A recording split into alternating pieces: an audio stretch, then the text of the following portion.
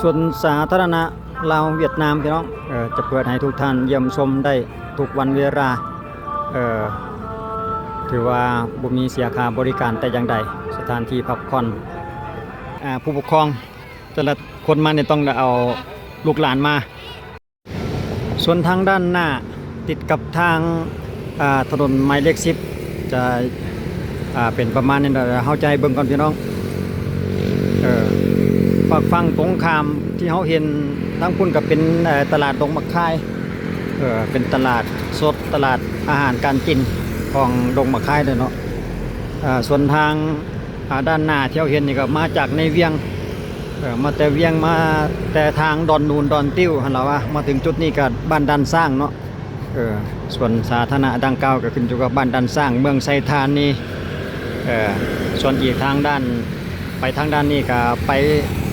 เขตทางงอนบ้านทางงอนบ้านไปทางบ้านเกิน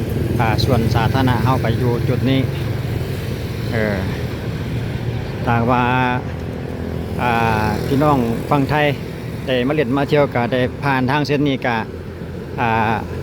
เข้ามาติดตามเยี่ยมชมหรือว่ามาพักผ่อนบรรยากาศในตอนแรงจะดีเดี๋ยวเขาจะพาเข้าไปเยี่ยมชมภายในซึ่งเป็นสวนสาธารณะมิตรภาพลาวเวียดนามเนาะเข้าไปเบิ่งภายในน้ำกันพี่น้องเอ้ยว่ามันเพิ่นมีอันใดให้เบิ่งให้ติดตามได้เนาะทางด้านหน้าเพิ่นก็จะเขียนอยู่ประมาณนี้เนาะส่วนสาธารณะมิตรภาพลาวเวียดนามส่วนทางด้านนี้เพิ่นยังใส่กระแจอยู่เนาะอัดประตูไว้บ่ให้ผ่านบ่ให้เข้าไปในจุดนี้เนาะสุดทางด้านหน้าที่ว่าติดกับทางใหญ่เนาะทางเลข10นี้แต่ว่าเพิ่นจะมีประตูเข้าอีกทางด้านหนึ่งแต่เราจะพาทุกท่านไปติดตามรับชมทางเข้าเป็นทางการอีกทีนึงนี่จุดนั้นที่เฮาย่างมาเมื่อกี้เห็นพี่น้องเอ้ยที่จังแม่นทางเข้าของเพิ่นนะเดี๋ยวเราจะพาเข้าไปทางประตูทางเข้าทางนี้อีกทีนึงจุดทางด้านหน้าจุดนี้เพิ่นก็จะมีเป็นลานจอดรถให้คือกันมีลานจอดรถให้กว้างขวางส่วนทางด้านนี้จะเป็นทางเข้าทางออกจุดเดียวเนาะในเวลานี้เพิ่นจะเปิดแต่ทางด้านนี้จุดนี้ก็มาแต่ทางใหญ่ทางหมายเลข10ส่วนทางไปนี่ก็ไปบ้านดงมะข่ายส่วนทางเข้าไปคืออยู่จุดนี้นี่เองแล้วก็มีเกี่ยวกับอาหารการกินอันนี้ขาดบ่ได้ก็คือเกี่ยวกับลูกชิ้นบ่เป็นฮอทดอกโอ้หลายอย่างหลายแนวอยู่พี่น้องมีน้ำมีปิ้งโอ้เบิ่งตลาดก็เป็นตาแซ่บอยู่ด้วยล่ะเบิ่งแนวกินก่อนแป๊บนึงพี่น้อง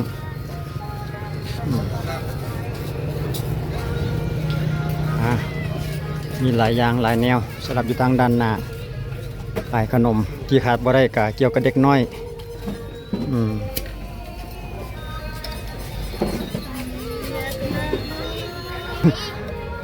เข้ามาภายในก็จะเป็นประมาณนี้พี่น้องถ้าว่าท่านใดที่ว่ายังบ่ทันได้มีเวลาได้มาเยี่ยมชมก็สามารถติดตามรับชมไปนำข้าพเจ้าได้พี่น้องเอ้ยเป็นสวนสาธารณะมิตรภาพลาวเวียดนามโอ้ขายแต่เครื่องเล่นเครื่องของเด็กน้อยเนี่ยเนาะว้าวก็มีผู้ใดมักแลนว้าวเอาลูกหลานมานำนี่ถูกใจแล้วเนาะได้ขายเครื่องของเด็กน้อยเล่นนี่โอ้กว้างขวางนะพี่น้องบรรยากาศดีเฉพาะตอนแรงเหมาะสมผู้ใดที่ว่ามีบุตรหลานมานำมาพักผ่อนหย่อนคลายแล้วก็มาย่างออกกำลังกายเอามาเริ่มต้นอยู่จุดนี้ก่อนโอ้เพิ่นมีแบบเป็นสระน้ำพุบ่อตัวนี้คิดว่าโอ้ตะเวนกำลังค่อยค่ำลงแรงพอดีตะเวน2หน่วยพี่น้องหน่วยนึงอยู่ในน้ำหน่วยนึงอยู่ทางตะฟังน้ำใสมาบ่สบจังหวะเพิ่นเปิดโซก็เลยบ่ได้เห็นอยู่ในช่วงระหว่างท้ายเดือนธันวาแล้วพี่น้องช่วงนี้นะท้ายเดือนธันวาปี2025เอาบรรยากาศมาให้ทุกท่านได้ติดตามรับชมไปนำส่วนสาธารณะ เด้ประตูสีเหลืองที่ว่าเฮาย่างมาตำยิดหันเพิ่นจะปิดอยู่เนาะบ่ให้เข้ามั่วซั่วว่าซั่นต่อไปเพิ่นก็เลยใส่กระแจไว้ให้เข้าออกในจุดเดียวโอ้เป็นลานกว้างสามารถมาเฮ็ดกิจกรรมต่างๆออกกำลังกายหรือว่าเล่นกีฬาตีดอกปีกไก่หรือว่าแล่นว่าวได้ในจุดนี้เนาะเดี๋ยวเราจะย่างวนไปทางซ้ายพี่น้องตามเสียมวงไปรอบๆบริเวณว่าเพิ่นมีอันใดให้นั่นแดโอ้ไอ้บ่าวน้อยนี่มาเฮ็ดจังไดนี่มาออกกำลังกายวะหรือว่าเฮ็ดจังไดเฮ็ดอันใดออกกำลังกายครับ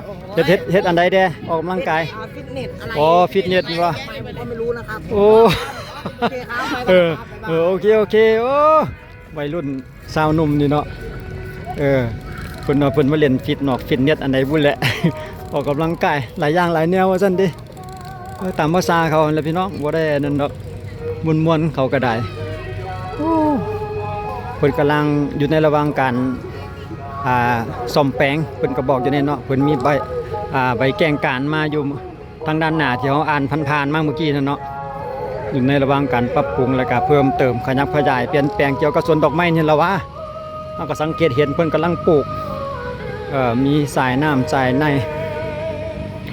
จุดนี้ก็อยู่โซนทางด้านหน้าติดกับทางใหญ่ตรงข้ามกันกับตลาดดงมะคายเด้ชุดนี้เพิ่นมีชุดฟิตเนสเดี๋ยวเฮาไปเบิ่งก่อนว่าเพิ่นมีอันใดให้เฮาเล่นได้สำหรับชุดฟิตเนสนี่เนาะสมพองแล้วเมื่อกี้นี่เจอลูกหลานนักเรียนเพิ่นมาทักทายแดเมื่อกี้น่ะเพิ่นทักทายเฮาว่าเพิ่นก็เล่นฟิตเนสอยู่คือกันอันนี้สงสัยนวดฟาตีนโอ้ก็ดีจังนึงเนาะบริหารได้ดีไปนำไปเราจะย่างลุยกันต่อสามารถเข้ามาเยี่ยมชมแล้วก็มาเล่นได้ทุกเพศทุกวัยพี่น้องสำหรับเครื่องออกกำลังกายของเพิ่นเพิ่นจะมีให้โอ้มีเวลาสำหรับผู้ใดว่าบ้านเฮือนอยู่ใกล้ๆนี่โอ้ถือว่าเหมาะสมมาออกกำลังกายอากาศสดชื่นพี่น้องตอนแรงตอนรับลมหนาวช่วงนี้ก็เป็นช่วงที่ว่าเดือนที่ว่าอากาศเริ่มเย็นๆแดสันนะโอ้มีหลายแนวได้พี่น้องเครื่องออกกำลังกายนี่อันนี้ก็จังใดเนาะอันนี้เนาะ เพื่อนให้นอนลงแล้วก็ลุกขึ้นมั่งมีแนวไอ้ขัดขาแบบนี้เนาะขัดขาแล้วก็ก้มนอนลุกหันมาคิดว่าน่าจะเป็นเครื่องแบบนั้นมีทั้งฮาวโอ้สุดยอดเลยเป็นสถานที่พักผ่อนเป็นสวนสาธารณะแห่งใหม่แห่งตำยิดของเมืองไซธานีเฮาพี่น้องสลับอยู่ในขอบเขตนี่เนาะเฮากำลังย่างรอบๆบ่ทันได้เครื่องเลยพี่น้องเอ้ยติดตามรับชมไปน้ำกันก่อนเด้อเดี๋ยวเฮาจะพาทุกท่านไปรอบๆมีอันใดแดแต่ว่าลาน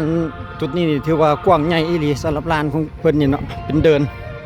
เหมาะสมใจเฮ็ดกิจกรรมอันใดอันหนึ่งได้ดี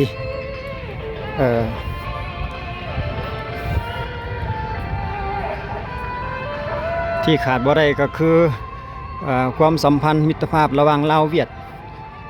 เป็นอนุสรณ์จารึกไว้ในแท่นศิลาด้านหน้าอยู่กึ่งกลางนี่แหละเนาะ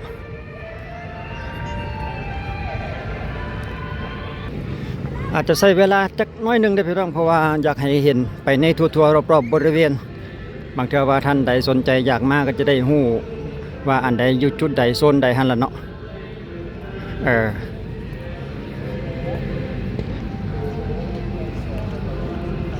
เดี๋ยวเราเข้าไป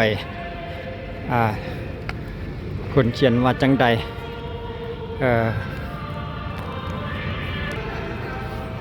โอ้อยากมัวๆหน่อยหนึ่งเนาะบ่แก้มปานใดมิตรภาพอันยิ่งใหญ่ความสามัคคีพิเศษลาวเวียดนามลาวยืนยงตลอดกาลนานเพิ่นเขียนจารึกไว้ว่าจังซี่เนาะ ดังที่เขาอ่านไปหั่นนั่นเอง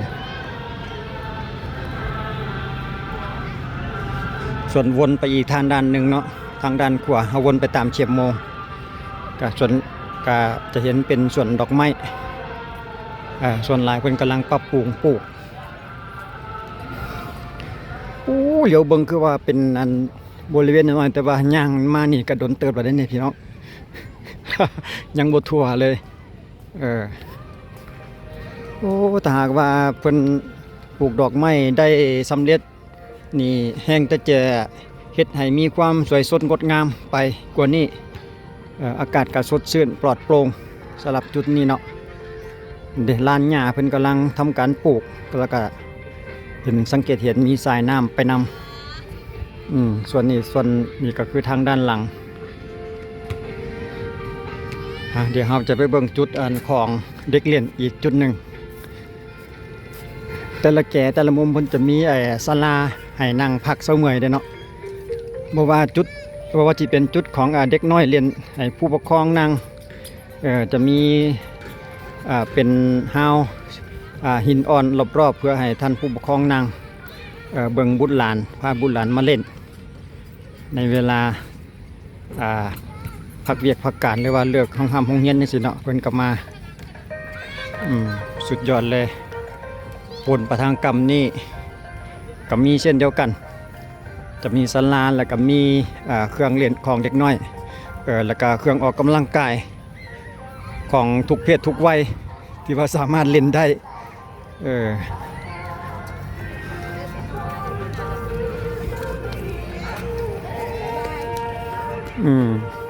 พูนทางนั้นเพิ่นกับพาลูกเรียนทั้งคน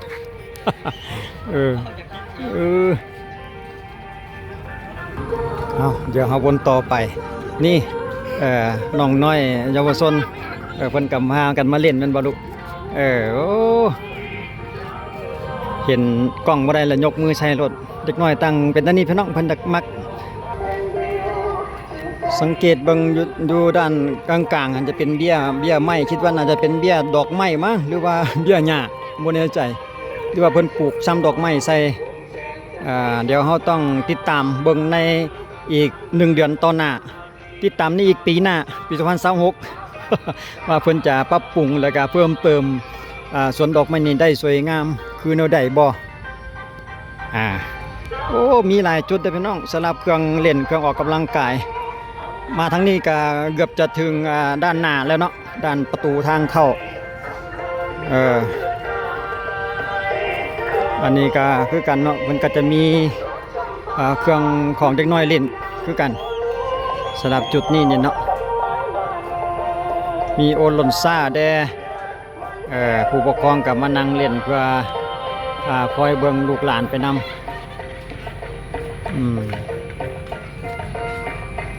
สุดยอดเลยถือว่าบรรยากาศดีสดชื่นพี่น้องสำหรับท่านใดผ่านไปผ่านมากะเชิญชวนมาเล่นมาเยี่ยมชมสถานที่ดังกล่าวได้ซึ่งตั้งอยู่ในขอบเขตบ้านดันสร้างพี่น้องเมืองไซธานีนครหลวงเวียงจันทร์เป็นส่วนสาธารณะระหว่างลาวเวียดนามลานตัวนี้นี่ถือว่ากว้างอีหลีพี่น้องเป็นปูด้วยหินอ่อนสวยงามเลยเอาจังใดพาลูกหลานมาเรียนวะมันยังเนาะใส่ครอบครัวก็มานำแนวใดก็มีเนาะนี่ไอ ลูกหลานเอารถแบบใดปะมาแต่งใส่นี่3 ล้อรุ่นใดนี่สามารถเข้ามาเล่นได้คือกันพี่น้องสังเกตเห็นเพราะว่าเพิ่นอาจจะบ่ห่วงห้ามเนาะจะเป็นรถถีบหรือว่าเครื่องเล่นเครื่องออกกำลังกายชนิดใดก็สามารถนำเข้ามาเล่นได้ส่วนสาธารณะเฮานี่เนาะก็สามารถเข้ามาเที่ยวชมได้ทุกวันเวลาพี่น้องแล้วก็บ่มีเสียค่าบริการแต่อย่างใดเนาะเพราะว่าเพิ่นเป็นส่วนสาธารณะที่ให้เที่ยวชมฟรีว่าซั่นทีจอดรถทั้งด้านหน้าหรือว่าด้านข้างก็ได้มีเดินจอดรถให้เรียบร้อยพี่น้องแต่ว่ารู้สึกว่าจะคันประเภทรถจักรนี่จะเสียค่าบริการหรือจังใดนี่แหละแต่ว่าตามที่เฮารถใหญ่มาแล้วที่ว่าบ่ได้เสียค่าบริการฝากแต่อย่างใดเนาะเขาเที่ยวชมฟรีภายในงานภายในส่วนสาธารณะนี่เนาะ โอ้รถแต่งมาอีกละ เออนั่นหูจักมาสบายดีอีกโอ้ไปลูกเล่นโอ้มวนหลายเนาะท่าเจ้านี่เนาะรู้สึกว่าจะมวนกันอยู่แต่3คนเขานี่แหละ เออ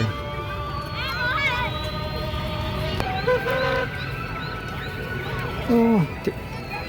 สรุปแล้วมีแต่ผู้ปกครองแต่ละคนมาเนี่ยต้องเอา